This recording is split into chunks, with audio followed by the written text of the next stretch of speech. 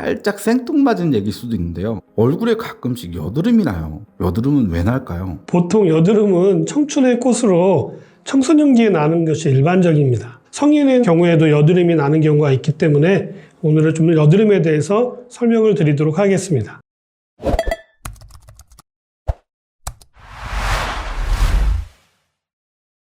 먼저 여드름이 자주 나는 원인으로는 가장 일반적인 원인으로 얼굴 위생 상태가 좋지 않을 때 나타나는 경우가 대부분입니다. 세안이 잘 되지 않으면 피지 분비에 영향을 주게 되어서 여드름이 나는 경우가 발생할 수 있고요. 각질이 제때 탈피되지 않아서 발생하는 경우들도 있습니다. 적절하게 각질 관리가 잘 되시는 것도 여드름에 관련해서는 굉장히 중요한 부분을 차지하고 있습니다. 피부 재생 주기, 턴오브 주기라고도 많이들 하는데요. 진피층에서 만들어졌던 새로운 세포들이 위로 점점점 올라와서 각질로 떨어져 나가는 데까지 걸리는 기간을 얘기하는 것입니다. 다음으로는 기름진 음식과도 연관이 되어져 있는데요. 특히 이 부분은 체질하고도 연관이 되어 있는 것으로 보는 게 맞습니다. 기름진 음식을 많이 먹은 날은 좀 더 심해지고 그렇지 않은 날은 상태가 좀 괜찮아지는 경우가 있는 건데요. 기름진 음식과 또 체질과 연관되어져 있다라고 이야기하는 부분입니다. 몸에 염증이 잘 발생하는 체질로 쉽게 말씀드리면 눈다래끼 같은 것이 잘 생기시는 분들이 있잖아요.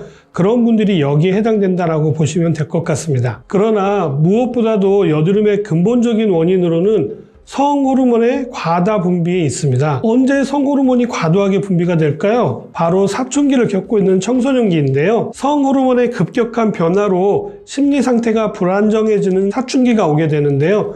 이때 같이 오는 것이 바로 여드름입니다. 피지선이 많이 발달되는 곳에 집중적으로 나타나는데요. 주로 얼굴 위에 가장 많이 발달되어져 있고요.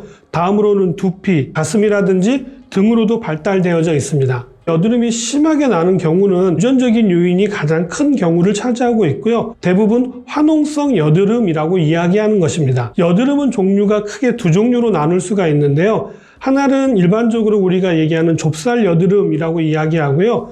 다음으로는 화농성 여드름이라고 이야기하는 것입니다. 좁쌀 여드름은 주로 흰 좁쌀 같은 것이 올라오는 경우를 이야기하는 것이고요. 화농성 여드름은 주로 붉은색을 띠고 진물을 비롯해서 농과 피지가 많이 나오는 경우를 이야기하는 것입니다. 피지선이 얼마만큼의 활동하는 시기와 또 활동량에 따라서 사람마다 모두 다르기 때문에 특정 부위에 집중적으로 나는 것처럼 보일 뿐인 거지 얼굴이라든지 머리라든지 목이나 아니면 등에도 누구나 날 수 있다라는 이야기인 것입니다. 사춘기가 아니어도 여드름이 나잖아요. 그런 여드름을 성인 여드름이라고 하는 것 같은데 제가 중학교 때 났던 여드름과 지금 나는 여드름과 어떤 차이가 있나요? 사춘기가 아니어도 여드름이 나는 경우가 있는데 가장 대표적인 부분이 바로 체질적인 부분입니다. 이 부분은 유전적인 요인이 깊기 때문에 부모님이라든지 아니면 가족 중에서도 여드름이 심한 경우가 있을 것입니다. 다음으로는 성호르몬과 연관이 되어 있는데요. 주로 남성보다는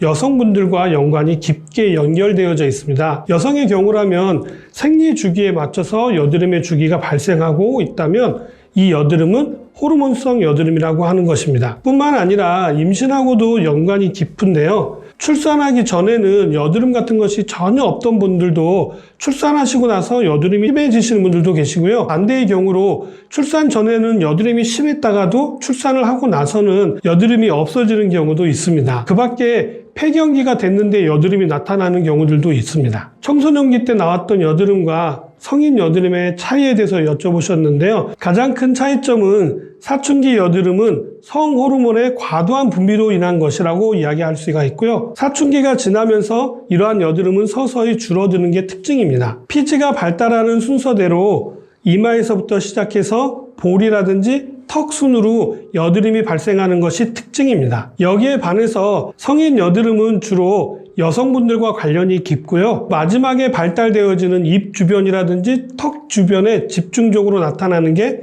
특징입니다. 입 주변이나 턱 주변의 여드름은 좀 잘 살펴보셔야 하는데요. 이것이 단순 여드름이 아닌지 확인을 하셔야 되는데요.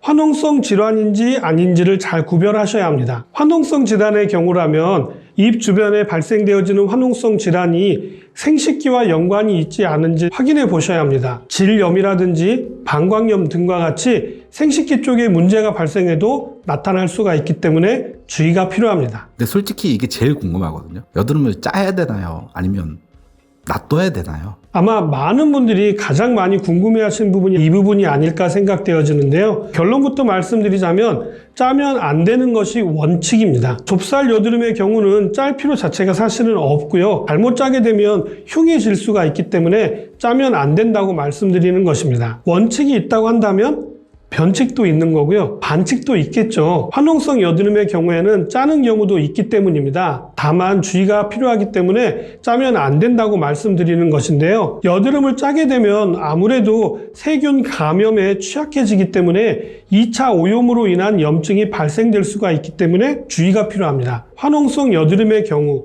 여드름을 충분히 익었을 때만 짜라고 말씀드리는 것입니다. 제가 충분히 익은 경우에 짜라고 말씀을 드렸는데요. 충분히 익었다라고 하는 것은 뭐냐면 안에 고름이 차서 짜도 될 만큼 연글었을 때 짜라고 말씀드리는 것입니다. 여드름이 충분히 연글지 않았을 때 어설프게 짜게 되면은 고름과 피지는 나오지 않고 감염만 되는 경우가 많기 때문에 주의가 필요하고요. 기왕 짜신다면 어떤 방법을 통해서 짜는 게 가장 안전하고 좋은 방법일까요? 손으로 짜는 경우가 많으신데 손으로 짜는 것은 금물입니다.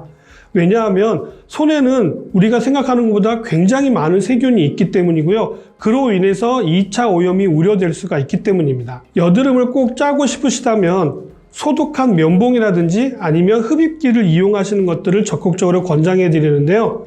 물론 면봉이나 흡입기를 사용해도 2차 오염은 될 수가 있기 때문에 충분히 소독을 하시는 게 중요한 것입니다. 이렇게 또 여드름을 짰다고 한다면 여드름을 짜고 나서는 가급적이면 연고를 바르시는 것들을 권장해 드리는데요. 마데카솔 같은 연고보다는 항생 성분이 들어있는 후시딘 같은 연고를 권해드리고 가능하다면 약국에 가셔서 항생제 연고를 바르시는 것들을 적극 권장해 드립니다. 간혹 여드름 밴드라든지 패치 같은 것들을 붙이시는 경우도 있잖아요. 이런 것들은 가급적이면 권장해 드리지 않습니다. 왜냐하면 우리 피부도 숨을 쉬어야 되는데 공기가 잘 통하지 않기 때문에 주의가 필요한 것이죠. 무엇보다도 여드름 예방 및 관리법으로 피지가 막히지 않도록 관리하는 것이 가장 중요합니다. 이 피지가 제대로 분비되지 않아서 거기에 염증이 발생되어지는 것들을 여드름이라고 이야기하기 때문에 피지 관리가 굉장히 중요한데요.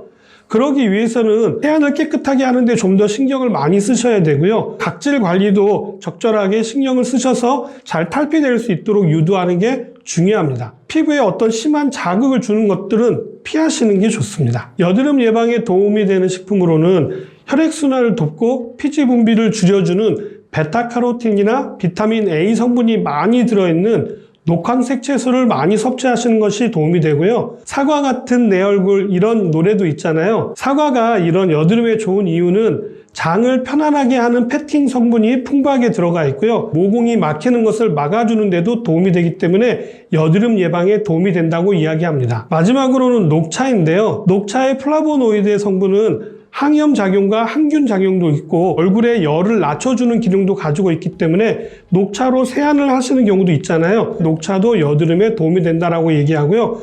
그 밖에 기름진 음식들은 피하시는 것들을 권장해 드립니다. 성인 여드름에 대해서 말씀을 드렸는데요. 보통 여드름 하면 청소년기에만 많이 나는 걸로 알고 계시지만 최근에는 기름진 음식을 많이 먹어서지 어른인데도 불구하고 여드름이 나는 경우가 있습니다. 이때도 피지 관리를 굉장히 잘 하셔야 되고요. 식생활 중에서 특별히 피하셔야 될 것, 드시면 도움이 될 것들에 대해서 말씀을 드렸기 때문에 잘 기억하셔서 관리하신다면 크게 걱정하지는 않으셔도 될 것 같습니다. 오늘 내용도 도움이 되셨나요? 저는 다음번에 좀 더 좋은 내용 가지고 다시 찾아뵙도록 하겠습니다. 감사합니다.